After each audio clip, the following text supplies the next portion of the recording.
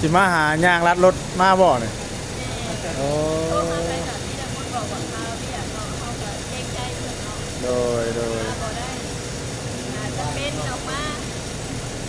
เราลางานมากอะหลายมื้อเลยเนาะ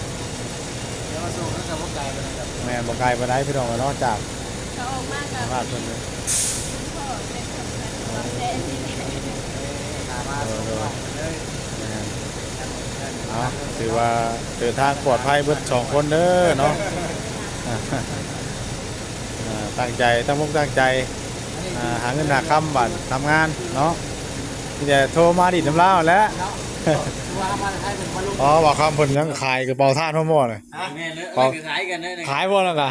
โอ้ธรรมดาเด้อนี่เนาะมันจะเนื้อขายได้พอค่าเนาะกองเบียร์ห้ามซื้อไปได้หมอก็จองนี่ก็ขายแล้วว่าเว้นก็อย่างนั้นคิดว่ากันได้เนาะขายวัตถุย่างก่อนของเบียร์ครับ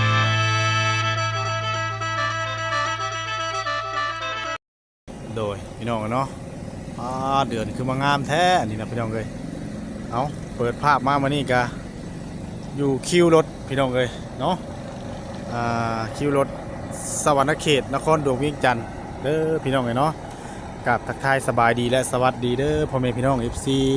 กันเบิร์ดสู่คู่สู่คนเนาะหลังจากที่ว่ามาแต่งงานดองเนาะทางน้องลาตีพามีน้องเก่งแล้วกับพอดีว่าทางน้องมอมเนาะกับน้องนางเพิ่นเห็นเพิ่นลากกระปอกกระเป๋าเนาะเพิ่นสิขึ้นเวียงว่าซั่นเนาะกับมือเวียงก็เลยลงมาส่งเพิ่นเนาะพี่น้องเนาะเอายินดีต้อนรับทุกท่านเด้อเนาะตอนนี้อยู่คิวรถมีสวรรค์เนาะพี่น้องเนาะมาทำการ3คนมื้อนี้บ่าวซาลีบ่าวแซนพี่น้องเนาะหลังจากที่มาแต่งงานดองกันยังบ่ได้พากันกลับเมื่อเนาะว่าจะกลับเมื่อเลยเห็นทั้งว่าจะเข้าไปหาแม่อุตสาเนาะพี่น้องเนาะก็เลยเห็นทั้งน้องเพิ่นลากกระเป๋าว่าออกมาหาลัดรถว่าสิมาอยู่สวรรค์พี่น้องเนาะก็เลยอุตส่าห์มาส่งเพิ่นเลยเนาะมาส่งเพิ่นเลยว่าเพิ่นนี่เพิ่นว่ามาจองตัวรถไว้แล้วประมาณ8 โมงแรงก็สิเริ่มออกว่ารถตอนนี้รถเพิ่นก็มาถ่าแน่นอนพี่น้องเนาะมาถ่าผู้โดยสารเพื่อจะฮอดเวียงจันทน์นี่ประมาณมื้ออื่นเช้าพุ่นแหละพี่น้องเนาะสบายดีเด้อเบิร์ดสู่คู่สู่คนสีบ่าวแซนน้องนางน้องมอมเนาะเห็นกันมื้อนั้นตึกใส่ผ้าแตกต่ำเหมือนเนาะมามื้อนี้คือว่าอยู่พี่บัดเนาะ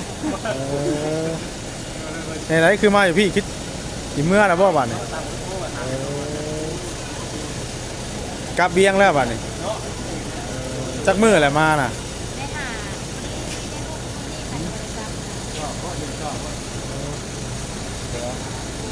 บอกไปได้ไหนรถแวนบ่ลงเลยรีบแล้วเดี๋ยวนะพับเขาเอากับ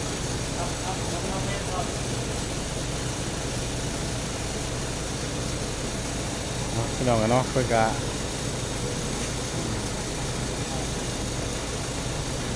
หามือเนาะเป็นได้ทางป้าเพิ่นการดีขึ้นแล้วบ่โทรศัพท์เจ้าบ่ครับโทรศัพท์ก็ได้เอาก็ถือว่าเข้าไปหาเนื้อซาสบายดีเด้อโดยวันนี้เข้าไปหาเนื้อซาก็ทั้งน้องพองเพิ่นเนาะเสียงกันสีดังเด้อพี่น้องเนาะว่าอยู่คิวรถครับผู้ใดเนาะวานนี่บ่วานนี่เนาะ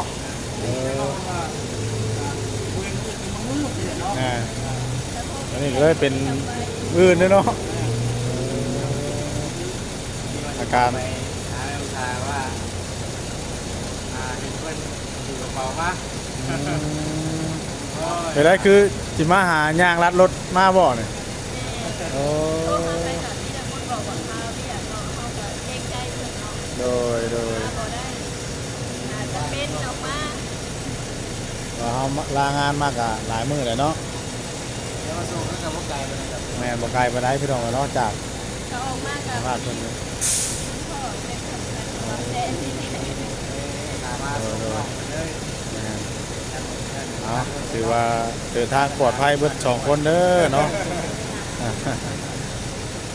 ตั้งใจตั้งมุ่งตั้งใจหาเงินหาคำบัตรทำงานเนาะที่จะโทรมาดิน้ำเล่าแล้ว เนาะคือว่ามาให้เป็นมาลงอยู่ป่ะลงมาลงอยู่นี่เนาะ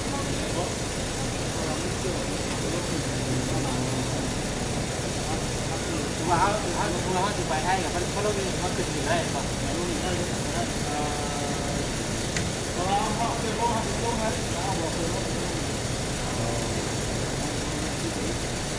จักมุ้งรถหมอ8 โมงโอ้นังได้รอถ่าหลายชั่วโมงเลยเนาะในชั่วโมงเดียวว่าวันนี้โอ้เด็กคนก็มาหลายคนได้พี่น้องเนาะคือผู้รถนี่เขานอนน้ำกันบ่เตียงหนึ่งเลย แม่เขาว่า เตียงหนึ่ง2 คนบ่ เขาเรามากับพี่เขาก็นอนกับเขาก็ โอ้ เขาที่นอนน้ำเขาจับผู้ชายเป็นเขาก็นอนตัว วันนี้จะถึกน้ำกันเยอะบ่วันนี้ การตรวจสอ เอา บ น้ำกัน ใช่ โอ้ปีสุดท้ายใช่ไหม ท่านกับหน่วยถ้าว่ามาจองกับท่านเนี่ยเป็นเลือดมือใหม่อีกได้เนาะดีกันเนาะเอาก็ถือว่าโชคดีเนาะถือว่ายังทันอยู่เนาะคือเขาจองตัวนี่เขามาแต่บ้านบอกเขาโทรบ่โทรเอาว่ามีเบอร์โทรคนอยู่เนาะ โดย ก่อนจะกลับไปเพราะว่าวันเสาร์เขาเรียกเมื่อมื้ออื่นจะพักผ่อนที่ว่าเอ้ยเมื่อจะเจ้าเนาะ โอ้ เรียกว่าได้พักผ่อนเขาเขายันเมื่อเรียกเลยจะได้เมื่อพักผ่อนเมื่อหนึ่งก่อน วันจันทร์เริ่มงานนะเนาะวันจันทร์พี่น้องเนาะ วันเสาร์เขา วันเสาร์บ่วันศุกร์เนาะ แอน เออ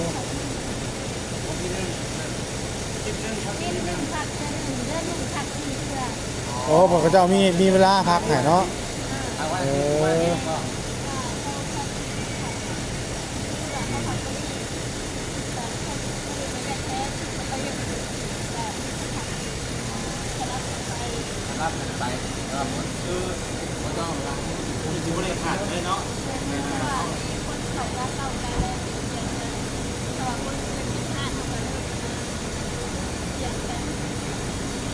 เหตุการณ์แบบนั้นขาดเนาะ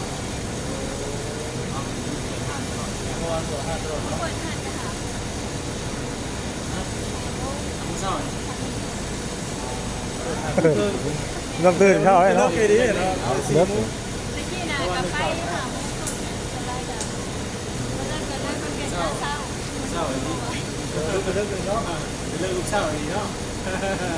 แล้วคนตัวไปต้มไปยังกระเพาะกาแฟเนาะหลายอย่างเลย ที่นั่นไปคนเดียวเนาะมืดเป็นมืดผมมีรถลุยเลย เนาะแต่พี่น้องเลย ไปเนี่ย ผมกำลังจัดเครื่องจัดของขึ้นพี่น้องเลยเนาะบนจักกล้องไก่กล้องยังบนจักกระเจ้าขึ้นไปเนาะเอาปีนะมันบดนอกกันบกขึ้นหอดผู้เนาะไก่กระเจ้าได้ป่ะเอาอยู่เนาะ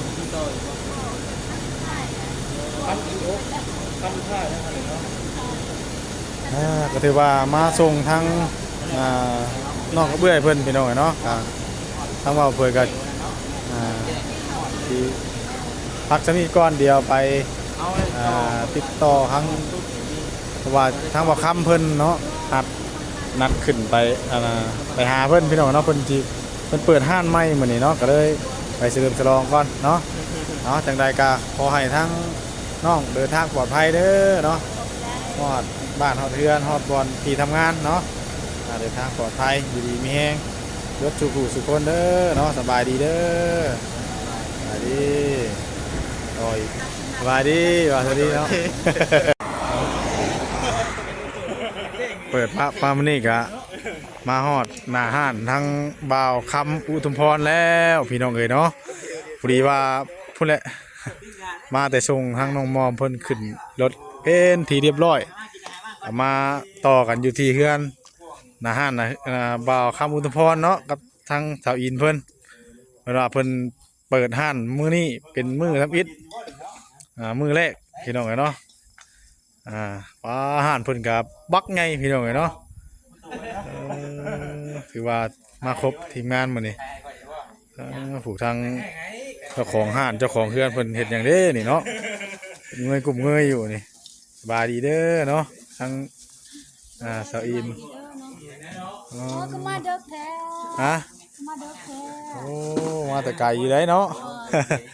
นางเอกคนบ่ได้มาติ บ่ได้มาเพราะว่าบ่ได้เข้าเฮือนเด้ เอามาเลย เอามาเลย มาเลย มาแต่สวรรค์มึงก็มาพี่เลยทักทายสบายดีกับทั้งทีมงานก่อน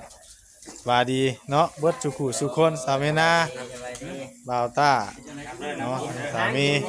บ่าวจิตเนาะโอ้ยสบายดีเด้อเนาะบ่าวจิตอาหารใหม่เพิ่นก็เครื่องคองพี่น้องเนาะ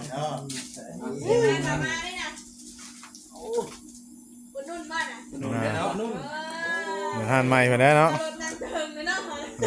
เอาใช่เนาะมันให้มันฮอดมันบัวเครื่องมีแต่ฮอดเนาะ เครื่องตัดฮ้อนบ่ ชื่อเด็กกูถือนี่ชื่อยังออกเลยกี่ว่ากำมาชื่อเด็กถือในมันทั้งซึ่งมันเมาหน้าตัวเลยบ่แม่นอ๋อว่าคำเพิ่นยังขายกระเป๋าท่านพ่อหม้อเลย แม่นเลยขายกันเลย ขายบ่แล้วกะโอ้ธรรมดาเด้อนี่เนาะ มันจะแนวขายได้พอค่าเนาะกองเบียร์ครับชื่อไปได้หมอก็จองนี่ก็ขายแล้วว่าเว้นก็อย่างนั้น คิดว่ากันได้เนาะขายวัตถุย่างว่ากระป๋องเบียร์ครับชื่อว่าเดี๋ยวนี้ครับชื่อเว้ยไม่ใช่คือทำได้ถ่ายได้หึงฮะถ่ายได้หึงถูกแล้วลงไปคิวรถเมย์แมนฮะเรียบร้อยเอาลงไปส่งทางน้องมอมเลยขึ้นรถแมนกับเพียงเพียงจันแม่ไว้นะบ่ใช่มาแต่พอจะกินฮอดแล้วกินดีเลยขอกะลี่เนี่ยจะมา